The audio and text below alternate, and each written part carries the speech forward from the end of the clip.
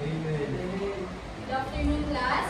Good afternoon, ma'am. I'm really glad to see your beautiful and handsome faces for today. Kindly take your seats. Thank you, ma'am. Now let us check your attendance. Who is absent for today? No, ma'am. Very good. Before we proceed, kindly pick up some pieces of paper and arrange your chairs.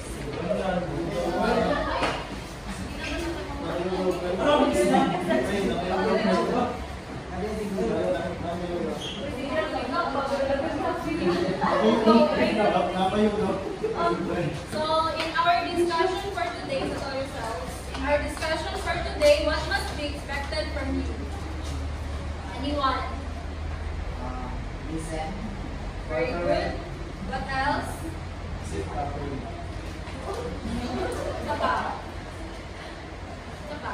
Cooperate. What will you do when you want to answer or ask a question?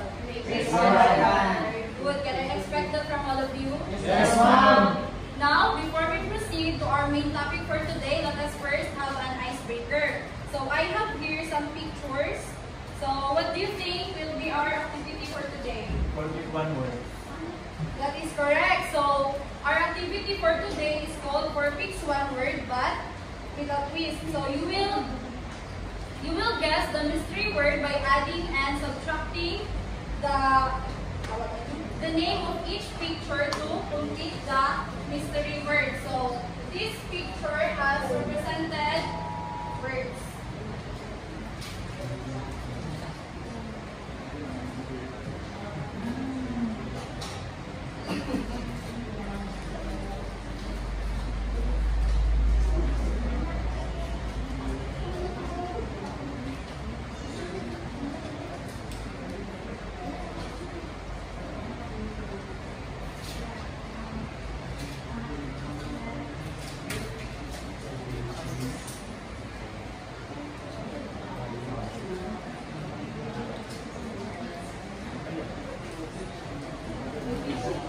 So,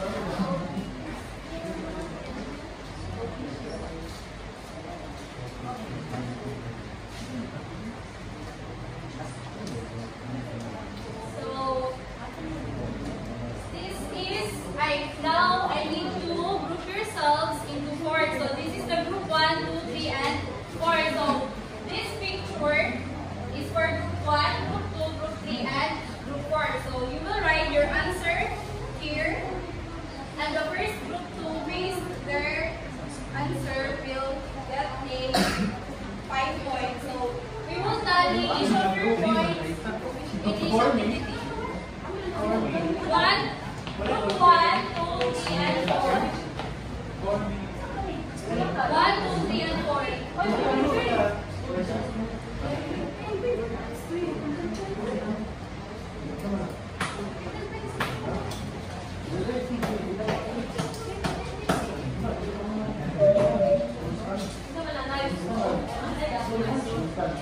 Oh, pananay po siya. So the first group to face their answer will get 5 points and...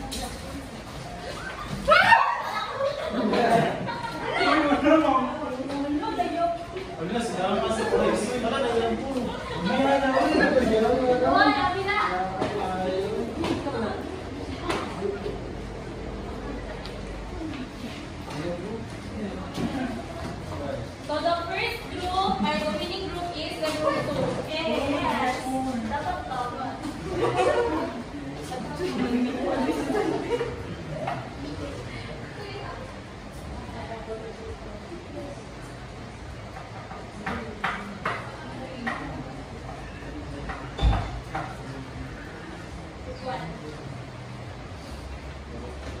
So very good, your answers are all correct.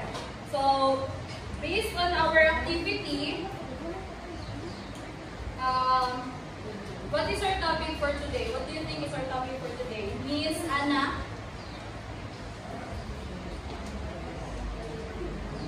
Ma'am, I think our topic for today is all about parts of polynomial. So, very good. Our topic for today is all about the polynomial function.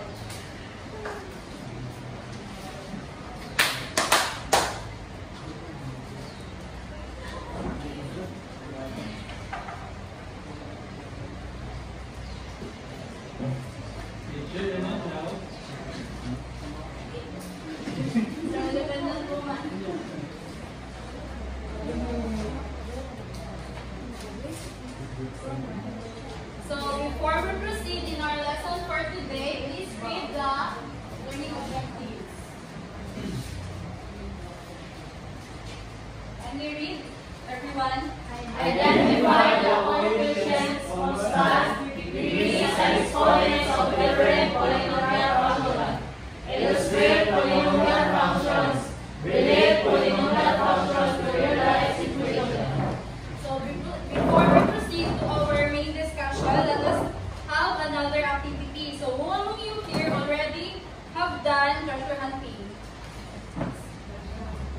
Treasure hunting. So we will have an activity called treasure hunting. So in the same group, you will get a chance to have the treasures of each of these countries. But before that, you will accomplish this task first. So this treasure hunt will have 4 stages. I will give you a polynomial function, and every group will have its own representative in each station. Each choices and every stage represents a letter where you will collect to form the name of the country where you can locate your treasure. So the first station called the degrees, and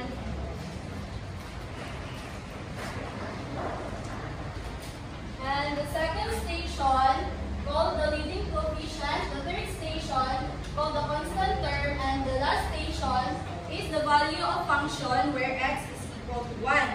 So after you collect all of your answer, you will paste the letter here. You will paste the letter here around mabalaan ninyo what country your treasure will be in.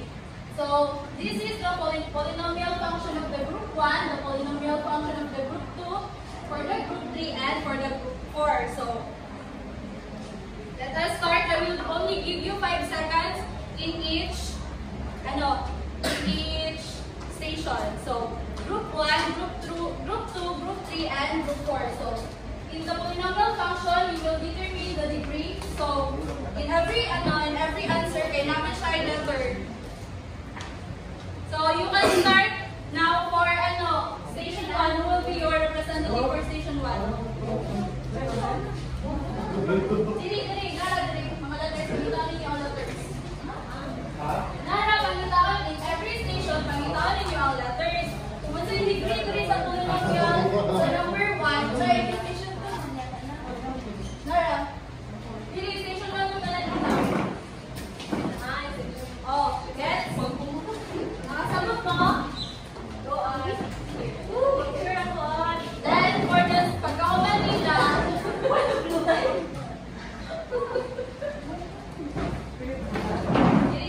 Isa din yung pilit. 5 seconds. Oh, next is another representative for station 2. Naman. Dito sa mga ibunan ninyo yung answer niya. Hindi solo.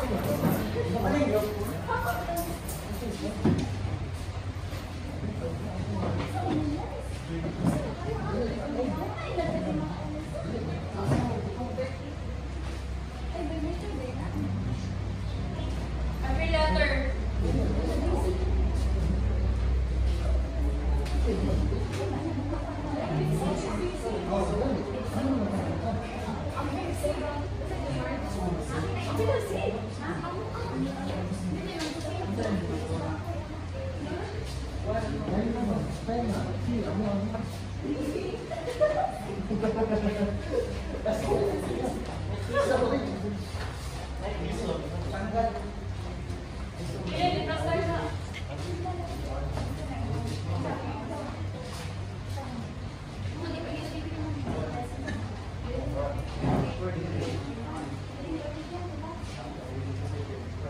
Number station 3 and 4.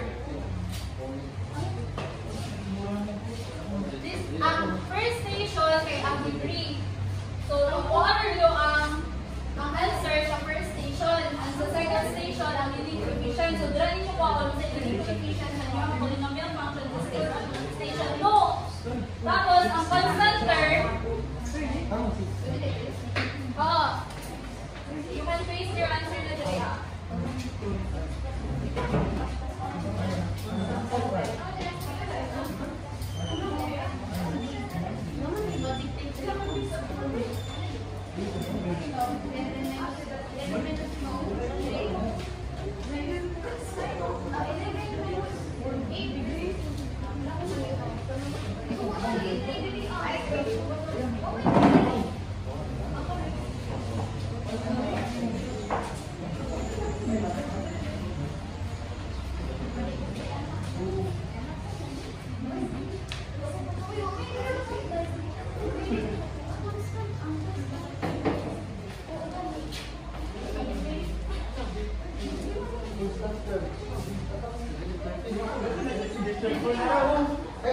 Ako ko.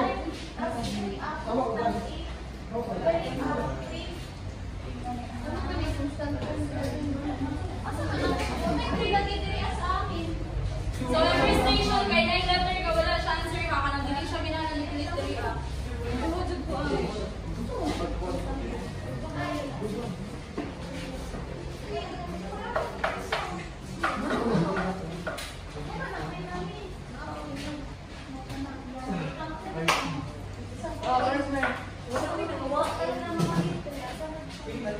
Ako na lang. Ano sa akin? Pinapay mga letter diri ang wala o 9 diri ah. Hindi pa mali ako na. Wala yung arm ah.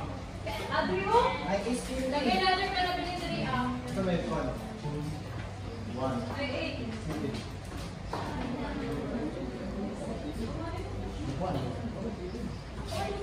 Wala yung E. Pangitan dito ka, balik dira sa pikas.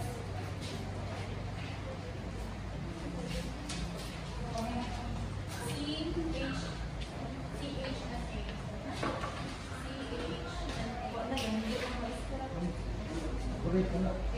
Hindi mo na. Ah, ano sa mga TV? Oh, naka. 8 diri ah. Good life.